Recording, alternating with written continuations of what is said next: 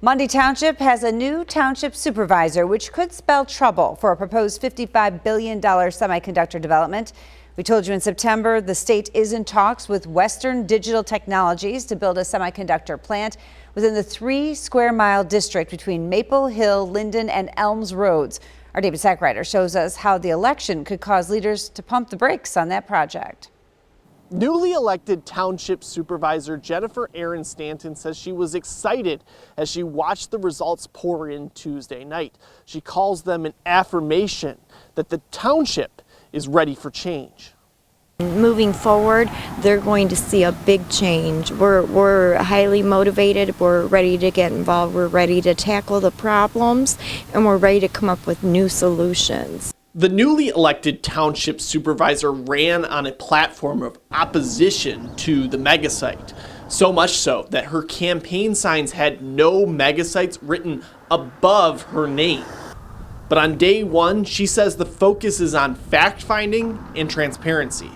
I think some transparency needs to come out from the proposed site, and I think the township needs to get more involved, and we need to protect our citizens against the possible pollution and contamination that this would bring to our community.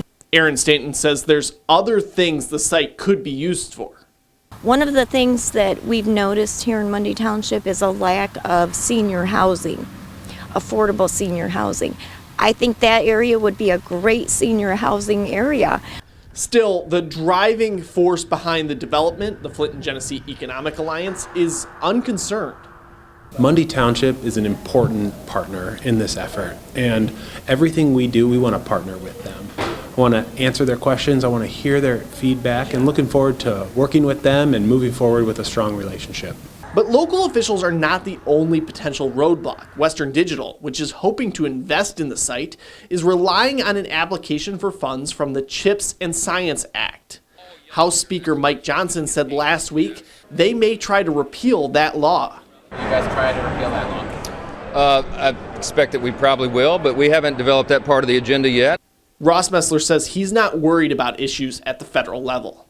I'm not focused on the federal legislation. What I'll say is this, is that some of those programs are really important to our national security, and so I think the federal leaders are focused on that.